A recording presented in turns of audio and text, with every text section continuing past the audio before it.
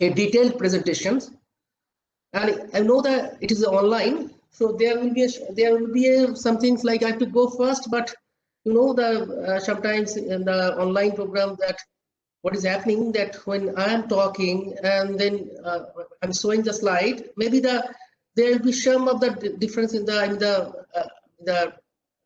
maybe a few second gap, few second will be there will be the difficulties that when I change the slide, but I'll try to make it slow so that you can see the slide and you can understand it. Okay.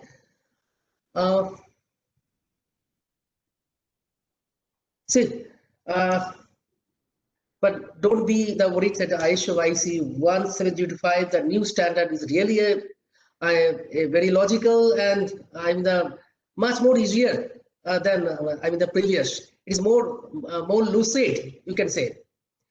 So what does it mean? What does it ISO IEC 17025? Yes, the ISO IEC 17025 is the international standard specifying criteria for competence for laboratories. So we can understand that the standard is giving more importance on the competence of the laboratories, because we know the definition of the accreditation. What is the definition? The laboratory is accredited means the laboratory is technically competent to carry out the test. So what we are talking about, the accreditation, that is basically on competence of the laboratory. So the standard is talking about the competence of the laboratories, mostly on it. The new standard was updated in November 2017. You see the journey of the standards. The first edition was published in 1999, then 2005. Gradually, the revision started from the 2010 when the ISO 9001 also started revisions, and finally we get the standard on the 2017. Why changes? See, changes is always, you can see that it is inevitable. It is a dynamic in nature. That whenever any changes in our circumstances, like there are technology, there are system is changing day by day. So it is basically the changes is because of the allow for technology and development changes. IT technology advances. You know, now many labs have started using the LIMS, and they have discarded the manual system. So the standard has given importance on your IT technology field. Follow the updated ISO 9001 2015 standards, because 2015 the ISO 9000 series they have changed the standards. So you have to do the incompatible with your new standards and update language and changes to the laboratories. So this is the reason the changes of ISO IEC 17025. If you see the pictogram, you see the standards, the three major influence on the standard changes. One is the ISO 9001 changes, one is the ISO 1720 changes, and third is the medical standard ISO 15189 changes. So all these three changes happened, and because of these reasons, the ISO IEC 17025 also changed the standards requirement. Now, changes to ISO IEC 17025. What are the major changes? The major changes, if you see, the complete restructuring the clause numbers. What you have seen in the last time. Last time was there was a management requirement, clause 4, and technical requirement was clause 5. These two sections was there, management requirement, technical section, and technical requirement. But now the changes, they have changed the entire layout of the standards. The complete restructuring of the clause numbers has happened. Interaction with ISO 9001 has happened. Impartiality risk assessment. That is one of the major the changes, and you can see the standards. They have given the emphasis on the risk assessment, risk and opportunities. Customer complaint also they have changed.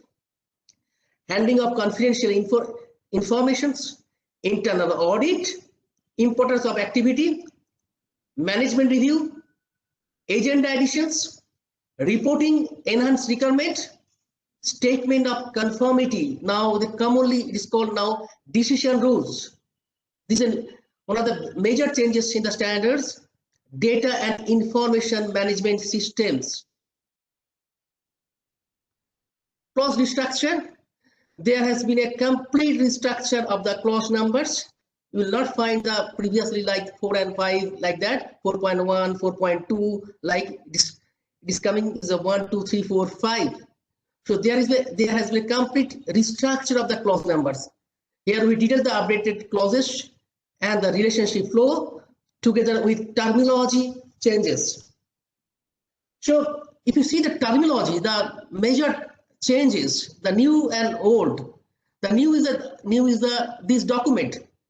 What was previously? This is international standards. Laboratory, now new term is laboratory management. What was earlier? Top management. New terminology, customer. What was earlier? Client. New terminology, externally provided products and services. And it was earlier purchasing and subcontracting. And what introduced new? Risk and opportunities. And what removed? Preventive action is removed. Quality manual is removed. Quality manager removed. Technical management removed. So all this. Now about the standards, the scope, if you see this in every standard, there is a scope where the standard will be applicable. If you see that the standards, the applications is that this document specifies the general requirement for the competence, impartiality, and consistent operation of laboratories. Second, that this document is applicable to all organizations performing laboratory activities, regardless of the number of manpower, number of personnel. Means if you have one manpower, single manpower can run a lab. If you can satisfy the standards requirement, there is no requirement of the manpower. How many manpower is required? Laboratory customers, regulatory authorities, organizations, and schemes using peer assessment, they can use the standards. Accreditation bodies and other use this document in confirming or recognizing the competence of laboratories. So this is the scope of the standard where we can apply. Now we see this structure, the pictogram. You can see the journey of labs, lab standards. Now you can compare the journey of a lab with the standards requirement. Like, for example, you are planning for setting up a lab. How do you think? How you go for journey of a lab? First, you think that when you will be the impartial in your services, you'll maintain the confidentiality of the labs. Then you'll plan for setting up a lab. If you are not in thinking process, then I'll not be impartial or I'll not maintain confidentiality. There's no purpose of your introducing in a lab. So journey started from that concept that will be impartial, will maintain the confidentiality. You see the 4 in the light blue color, that general requirements. It is under general requirement. You see the 4.1 impartiality and 4.2 confidentiality. Means it is basically when you are planning for setting up a lab, then it is very important that you have to agree that these 4.1 and 4.2. Then you can set up a lab. So when you agree the 4.1 and 4.2, then what will be the requirement? Then you are planning for an organization. Means there will be one legal identity that you have to form a lab, which will be accountable in your local, the legal regulations. And what you need? You need an organization structure. You need the organization structure that how you run the lab. It may be one single manpower. It may be maybe a big organization, but you have to develop an organization structure then. So first is the +4, then you are coming to the +5 when you are forming an organization structure. Now what will do?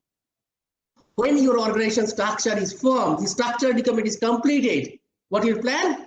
Now you need a resource, because to run the lab, you need resources. What resources? You need manpower, personnel. You see the first is your personnel. You need a manpower. You need the lab space, facility and environment condition. You need equipment.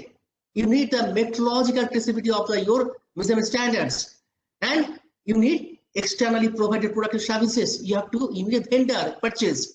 So you see, the journey of the lab is in the 6 the resource requirement. It means when you have formed a lab, then you are going for a procurement and managing all these resources. When the resources is procured, you have managed all the resources, then you are planning for the laboratory operations. The clause 7 is coming in the lab operations. In the lab operation, what is that? If you want to start the lab operation, what you need? You need sample, you need business. Unless you are receiving a sample, you cannot run lab. So you see, the clause 7, under 7, the 7.1 started the review of request, tenders and contracts. Means when you get the sample, you start the operation of lab. It is the beginning of the lab operations. You see, like samples receiving, like samplings, like your handling of test and calibration items, your technical records, evaluation, measurement uncertainty, assuring the validity of results, reporting of results, complaint, non-complaint work, control of data information management, all are coming in the lab operations. So it is lab operation. So when the lab is started the operations, then what you need? You need a management systems so that you can run lab effectively. You can manage your lab operations. So clause 8 is coming your management system requirements. So this is your journey of the standard along with the journey of a laboratory from concept to the lab build-up and lab operation. So this is the flow 4, 5, 6, 7, 8 like this. Next, like in the if you see the comparison in the old 2005 version and new 2017 revisions, you'll find left side you see the 2005 the clauses with mandatory requirements, 2 clauses, 4 and 5, and here 5 clauses with mandatory requirements. Greater number of mandatory requirement procedures in the last standards, and here the fewer mandatory procedures. They are not emphasizing on more and more documentations. So they have reduced your mandatory procedures. Let's see less reference to the required processes. Here, greater reference to the processes. Less reference to the mandatory records, greater emphasis on the evidence counting records. Because you can establish not a document, you can establish your record will speak the what quality you are maintaining. Requirements that are now gone, that preventive actions, it is not in the new standards. Quality manager, quality manual is gone, and the new requirement addition to address risks and opportunities and statement of conformity and decision rule. So this is the new requirement in the 2017 version. Now, in the new standards, you will find the strong emphasis on risk-based thinking. The word risk appears over 30 times in the document compared to only 4 appearances in the 2005 edition. And you see in the management requirement, management systems, clause 8. In the clause 8, the option and option B introduced. Why?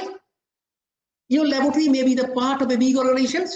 It can be ISO 9000 certified, or your laboratory as a standalone laboratory, that can also be ISO 9000 certified. So you are already maintaining a system of ISO 9000. So why you will go for separate system? So there is option A and option B. The option B is important for the laboratories already meeting ISO 9001 requirement for management systems. This makes it simpler for laboratories to manage implementation of the 2 standards with no need for a separate set of documentation for 17025. I hope it is clear.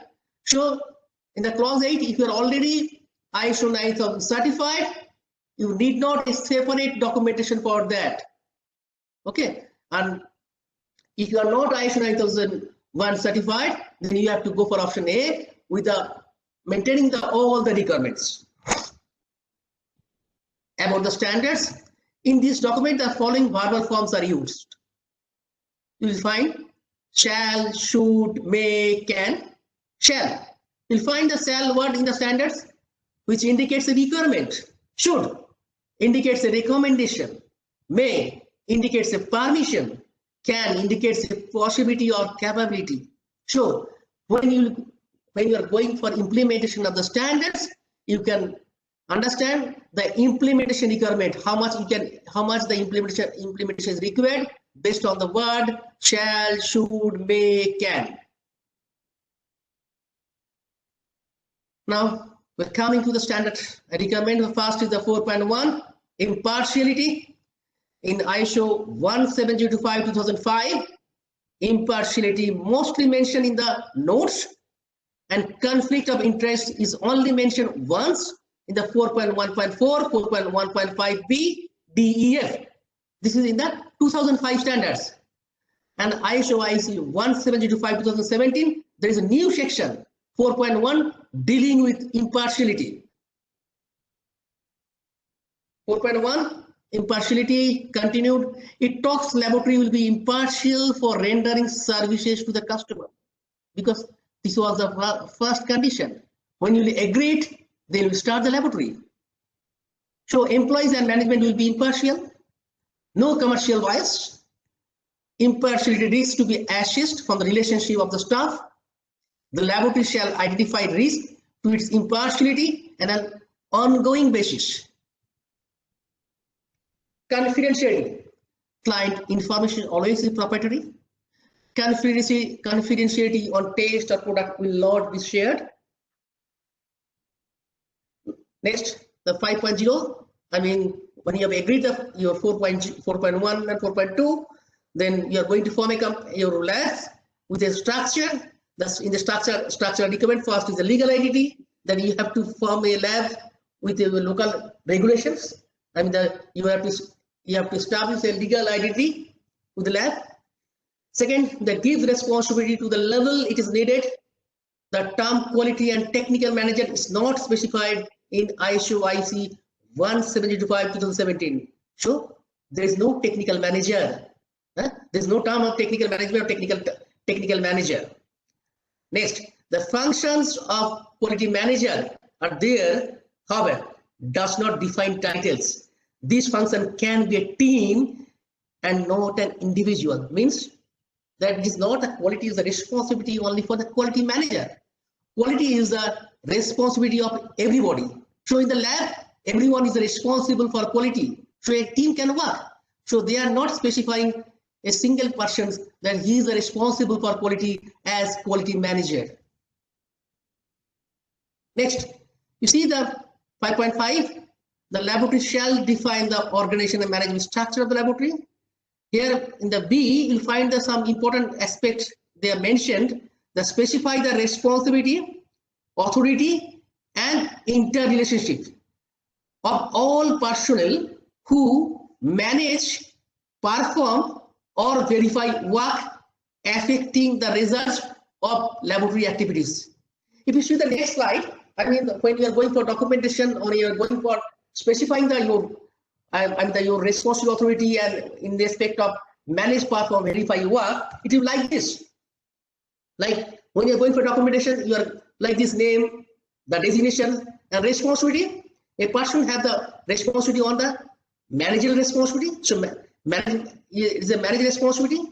A person may have the performance responsibility, means executions, and a person may have the verify responsibility. So responsibility you have to define in the three aspects: manage, perform, and verify, and then you define the authority. Next, the clause 6.0, resource. So we have agreed the impartiality, confidentiality. Now we have set up the labs with an organized structure and legal entity. Now we are going to procure the resources to run the lab. So 6.0 is dealing with the resource requirement. 6.1 general, laboratory should have adequate resources that you have to define to run the laboratory. What are the resources that are required? 6.2, personnel shall act impartially, be competent. So it is one of the emphasizing the standards. The person must be competent. Shall document the competence requirement. Means you have to document the competence for each positions, not the persons. Competence will be on the each positions. Management of the laboratory shall communicate to personnel their duties, responsibilities, and authorities. So you see all the bold and black word that you need to communicate, that your top management will communicate to the staffs. There is no longer a requirement for a formal job description. I mean, there is no requirement on the formal job descriptions, that you can avoid or you can keep it. You can continue. That's your choice. But standard is not emphasizing on it. 6.2, personnel shall have procedures, means you have to maintain a procedures and you maintain a records, retain a records for determining the competence requirements, selection of personnel, training of personnel, supervision of personnel, authorization of personnel, monitoring of competence personnel. So you see the new word, monitoring, means you are defining a person that this person is competent. Now you need to monitoring that aspect. So what are the competence criteria they are fulfilling? So it's like that when you are going for competence assessment for the staffs, that it will be like the competence of each person to perform assigned managerial or technical task according to established criteria. Means you have to define the competence in both the positions. Both the position means what is the competence in the managerial task and what is the competence in the technical task. Like this you can define. 6.3, your facilities and environment condition. Basically your accommodation and environment. Basically everything intact from ISO IC 17025/2005. Laboratory should have adequate layout to perform the laboratory work. Laboratory shall monitor environmental condition, effective separation between incompatible laboratory activities. Means when the one process will affect the other process, you have to separate them. 6.4, equipment. You see, we talk about the accreditation. Basically in the accreditation we are talking about the man, machine, materials, process and quality control. That include accreditations and the competence of the lab. So manpower is we have discussed. Now the equipment, machines, equipment. So here also no major changes. Procedure for handling, transport, storage, use and planned maintenance of equipment that you need to maintain. The laboratory shall verify the equipment conforms to specified requirements before being placed or returned to service. In 2005, what was there? Calibration check was mentioned. It is not here. Intermediate check shall be carried out according to your procedures. Equipment installation, maintenance records to be maintained. Now 6.5, metrological traceability.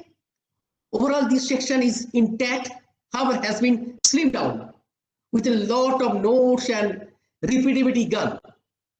Add annex A, metrological traceability. Laboratory shall maintain traceability by means of documented unbroken chain of calibrations.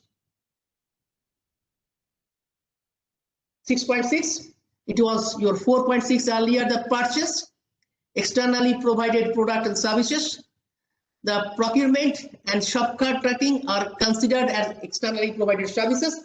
Combined section 4.5 and 4.6 from ISO IC 17025/2005 means last time it was 4.5 and 4.6. Now both are now together. It is coming in the 6.6. So no explicit reference to subcontracting anymore. So subcontracting gone. External testing and calibration services are basically treated like external services. Understand? And it's summarized in one section. Means 4.5 and 4.6 is now in one section. I mean it is merged your purchase and subcontracting. Shall have procedure for selection and monitoring and evaluation of vendors, external product and service provider. Requirement for purchase to specified which include acceptance criteria. 7.17, process requirement. So we have procured the resources. Now we have to start laboratory operations. In the laboratory operation, what is the first clause? First thing is the sample.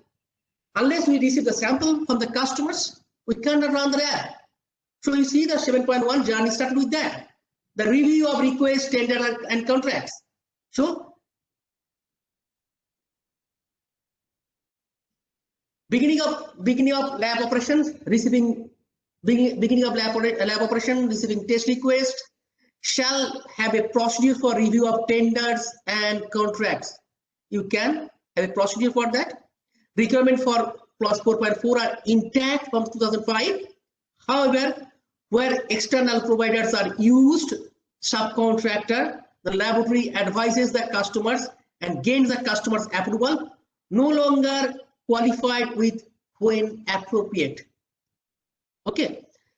Review and amendment records required. I mean, after receiving your sample, a contract, and if you want to amend the contract, then this amendment record is required.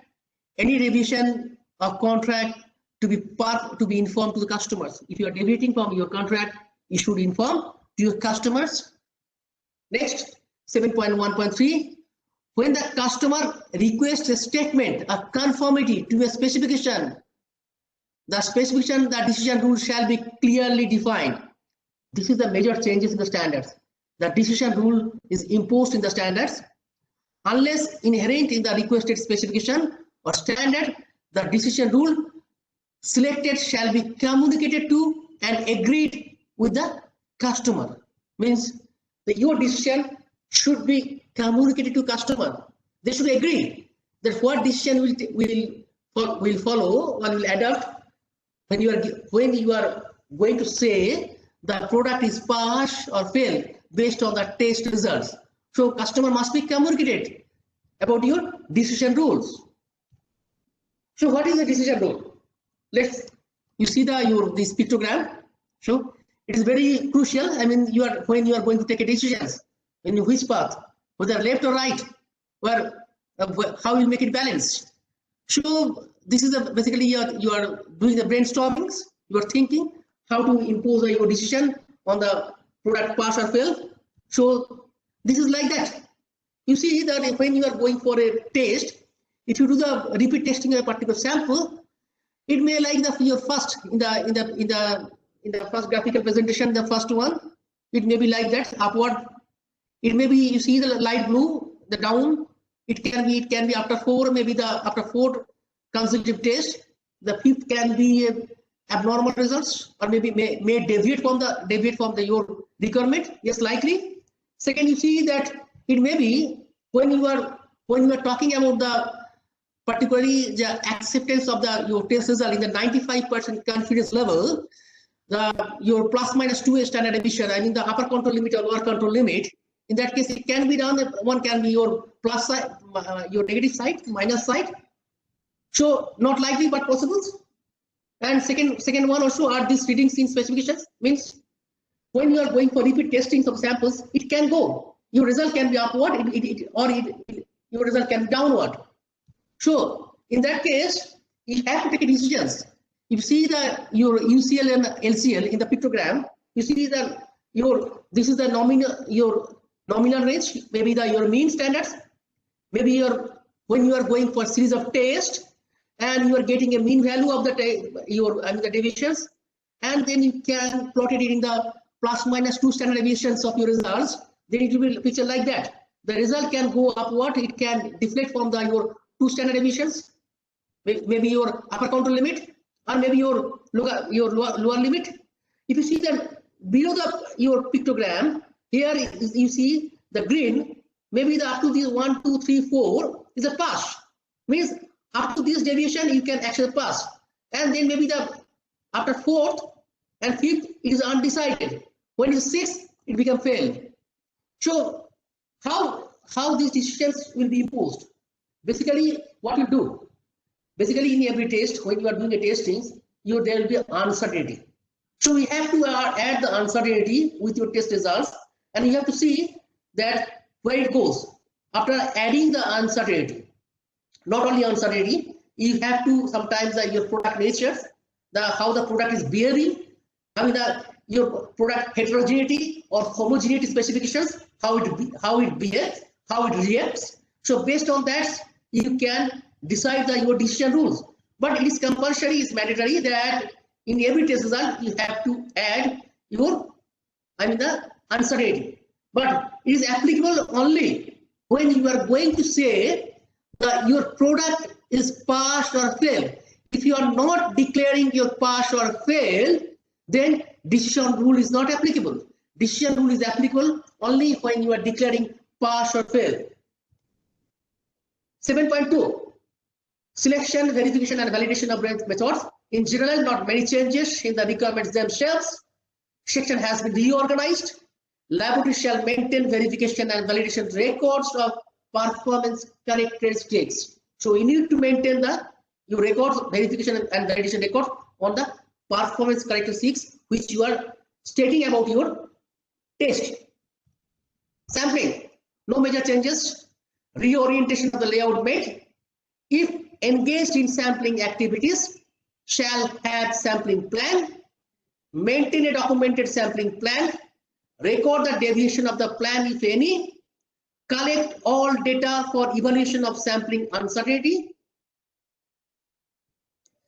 7.4.3, this 7.4, the handling of test and calibration items.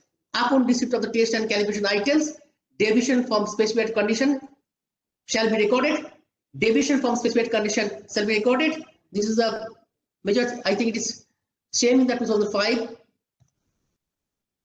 7.4, use removed terms such as abnormalities and normal. This is the removed from the standards. Added the requirement that if the customer wants the item tested or calibrated anyway, the lab needs to include a statement with the results. 7.5, technical records removed. Any wording that implies papers records, example crossed out, not erased, signed, etc. No substantive changes to technical requirements. Technical records shall contain information to enable the repetition of the test or calibration activity undertaken. Amendments to technical records can be tracked to previous versions. The technical records shall contain all laboratory activities and factors which will have influence on the test results. I mean, when you are doing testings, like your temperatures, maybe humidity, maybe vibrations, maybe other factors which may affect, so all should be noted down in your test your test records. Not specific to paper copies, crossed out initial and date, however specifies track to previous versions or to original observations. So they have removed all those words. 7.6, evaluation of measurement uncertainty. You see, not estimations. What they're talking? Evaluation of measurement uncertainty. Means you have to evaluate it and then you have to estimate. So first you do the evaluate and then you estimate. The laboratories shall identify the contribution to measurement uncertainty. So you need to identify which factors you're affecting uncertainty. A laboratory performing calibrations, including of its own equipment, shall evaluate the measurement uncertainty. ISO IC 17025/2005 specified shall apply a procedure to estimate the uncertainty of measurements. Requirements for testing lab which states where the test method procedure precludes rigorous evaluation of measurement uncertainty and estimation shall be made. So first you do the rigorous evaluation of the measurement uncertainty and then you do the estimations.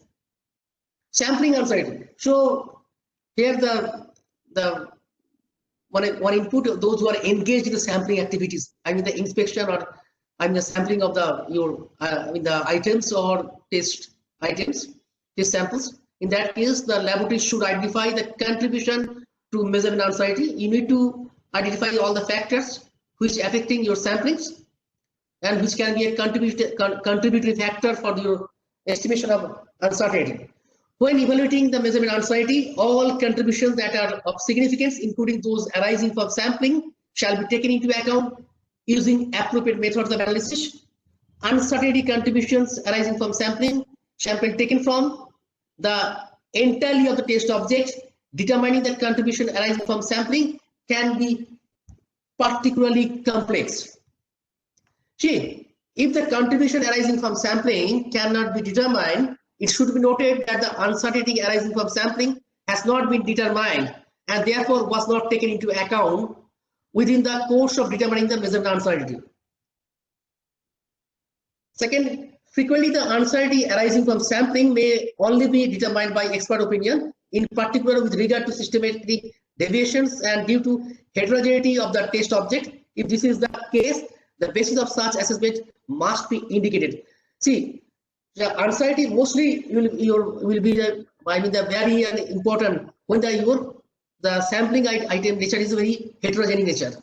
Okay, so both the cases, your heterogeneous perspective and homogeneous perspective, you have to identify all the factors and you need to note it down it, and then you have to evaluate the uncertainty and then you estimate it.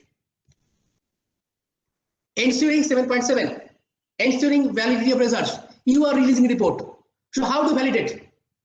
Validation means the how with the confidence the result you are releasing, that is maintain the quality that can be accepted in a 95% confidence level. So earlier the clause was 5.9. In commercially we say the clause of quality control, the 5.9 in your earlier version. Now it is coming to 7.7. Here the resulting data shall be recorded in such a way that trends, control chart, linearity are detectable, and where practicable, statistical techniques, UCL, LCL, mean and precision shall be applied to review the results. Means I can give you just one idea that how you do the statistical analysis of your QC data. Commonly, you can follow a leveraging chart for this. Like a leveraging chart is a presentation of your data where you can show the results in respect to the mean of the plus 3SD and minus 3SD. Like this. You see in the picture, maybe your particular your CRM value or maybe your QC results is varying from the 80 to 115 when you are going for your series of tests. And from that you can calculate the mean and standard deviations, and you can plot your QC data in this way, and then you can identify whether your QC data is biased or not, and from that you can estimate whether the problem in the machine, problem in the reagents, and problem in other aspects. So all the charts can detect the trend of your QC data. So this is the most important in the standards. In the 7.7, ensuring validity results, additional quality control tools, use of alternative instrumentation that has been calibrated. Okay. Functional check of measuring and testing equipments, review of reported results, intra-laboratory comparisons, testing of blind samples. So these are your QC tools they have added. The results 7.8, the results shall be reviewed and authorized prior to release. Agreed with the customer, the results may be reported in a simplified way, no longer specifies internal customer or written agreement with external customers. The new in the 7.8, lab shall be responsible for all information in the report except when information is provided by the customer. Data provided by the customer shall be clearly identified. Disclaimer put on the report when the information is supplied by the customer and can affect the validity of the results. When the sample is provided by the customer, it shall state in the report that the results apply to the sample as received.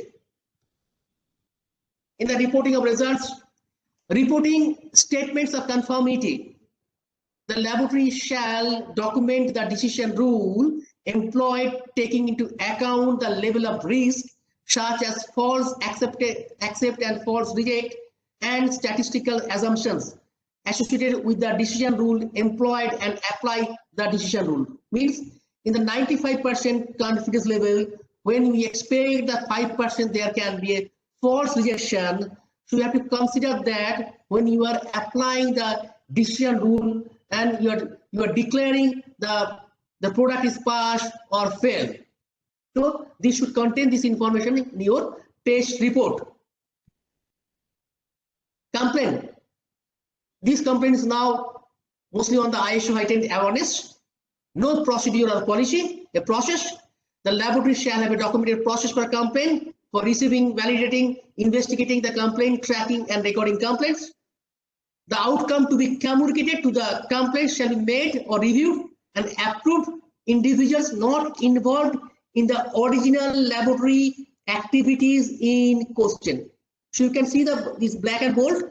So this is the major emphasis on in the complaint section. 7.10 non-conformity work is, you know, that it is a no changes, the potential changes in the standards, deviation of work from its own procedures in non-conformity. The laboratory shall have a procedure, all requirements intact from the 2005 standards, written work of non-conforming work, corrective action required in case recurrence of non-conforming work or have doubt of compliance of own procedure. You see, 7.11, control of data and information management. Now, you see the table in the 2005 and 2017. So, control of records, you see, section 4.13, now it is 7.11. Calculation and transfer was in 5.4.7.1, now 7.11.6. Computer systems, 5.4.7.2, now 7.11.2. Transition from paper to LIMS. These are one of the major journey of the standards. I mean, previously the standard was not given any emphasis on the LIMS. The laboratory information management systems. But in the current standards, they are giving emphasis on the laboratory information management systems and your computerized, your software-based networks. Now 8.1 and the management, we are coming for the management systems. I have discussed earlier the 8.8 and 8.2, basically option A and option B. Option A, that if you are not ISO 9000 certified, then option A. If you are already ISO certified, then option B. So this is the only things. Otherwise, you have to apply. Basically, you have to apply the based on your laboratories quality management standard status. 8.2 management systems documentation is basically a verbatim of the 4.2.3 in the 2005 versions, except for the removal of the term top management. No longer requires quality manual. Still can use quality manual. There is no requirement specifying it needs to be written or realigned with the new standards. Sure, you can say that quality manual is not a mandatory here. That is your options. You can write a quality manual, you may not write it. The standard is not emphasizing or imposing that you should have a quality manual as per the standards.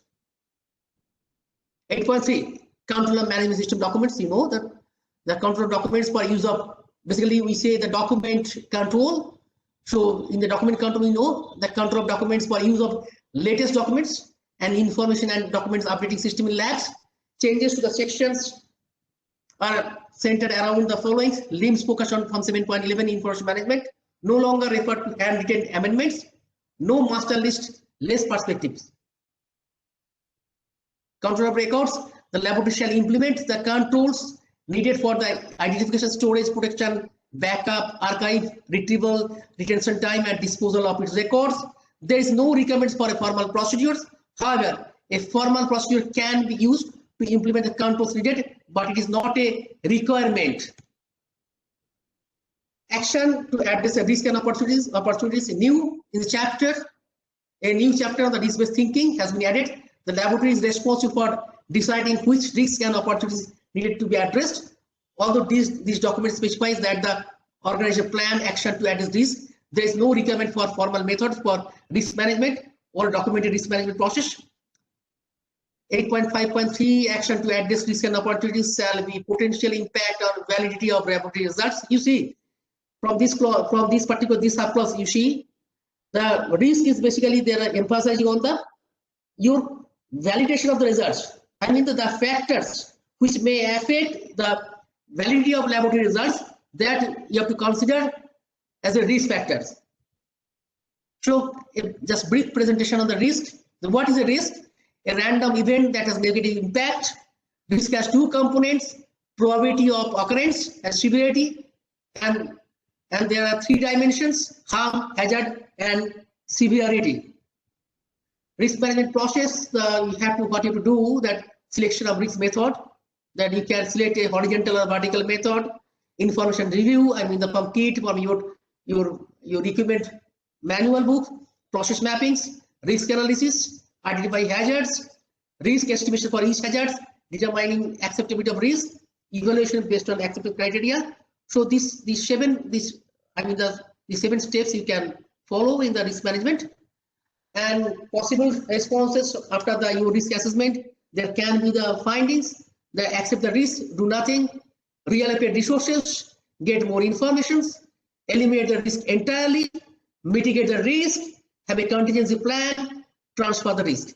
So these are the options you can undertake when you have completed risk assessment, and this can be tabulated in like these formats like that. Or there are many tools are there that you can follow. Here the likelihood and severity, like your remote, occasional, and frequent, minor. In the severity you are describing minor, moderate, major, that you can classify 1, 2, 3 like this. Okay, so here basically a simple, the presentation, that the 6 and 9, the red mark, we consider your priority risk, which you need to take priority basis. Then the yellow, then your green. Now opportunity. You see in the clause is talking about the risk and opportunity. What is opportunity? Opportunity is a time or set of circumstances that makes it possible to do something. Opportunity from risk, there may be a chance to create opportunity from risk. Basically don't consider that if there is a risk, there is a negative. From the risk, you can generate the opportunity. So this is the main aspect. Risk and opportunity examples, that if I can say some examples, then you can identify, like you have no reference material. Now this will be a risk for validating result, because you are using the certified reference material, CRM or standards. CRM and standards are used for validating results. So if you don't have the CRM or standards, that can be risk. Or if you have a CRM or standard, but you do not have the enter range, that can be a risk. So CRM is not available, proper internal reference materials, or can use the reference material. Impartial risk in the clause 4, your 4.1, in the 4.1. So we have to assess for the presence of any persons which can be considered as risk in the impartiality and in the releasing a report. So that you need to identify as a impartiality risk. Next, 8.6, improvement. The laboratory shall identify and select opportunities for improvement and implement any necessary actions. The laboratory shall seek feedback, both positive and negative, from its customers. Corrective action recommends are still in place from the 2005. Nothing is new. Root cause determination of the cause of non-conformity, that you can do. Internal audit 8.8. No moderate changes of the requirements. Laboratory shall conduct internal audits at planned intervals. 2005 standard specifies in accordance with the predetermined schedule. 8.9.1, your 8.9 management reviews, there are new agenda is added, and there are some inputs and output concept. So here basically you have to do some of the mandatory recording, like A, B, C, all this, A, B, C, D, the effectiveness of the management systems, the improvement of the laboratory activities, provision of required resources, and any need for changes. So these are the mandatory recording A, B, C, D. You have to conclude it. After finishing the management review meeting, this A, B, C, D, you have to conclude on your MR meeting findings. So this is all about the ISO IEC 17025 2017. I hope I was able to deliver you a sketchy idea, not in details. If you have any questions that you can definitely present, I will try to answer within the short times. Yes. Hello. Okay, Dr. Chakraborty. So thank you for the nice presentation. So audience, now I open the floor for questions. I was expecting some of you may be already typing, but I did not see any questions. So I don't see any, but yeah, if you have any question, please type in here. Otherwise, I assume that you don't have any questions. I'll wait for a few minutes before we close the session. If you are lazy to type, you can unmute and speak.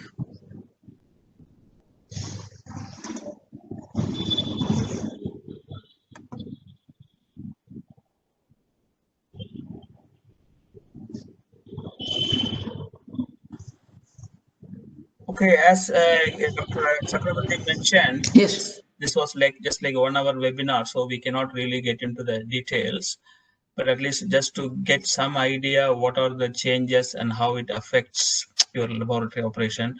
And Singapore, I guess, most of the laboratory would have already implemented or in the phase of implementing, because by this year you should complete that.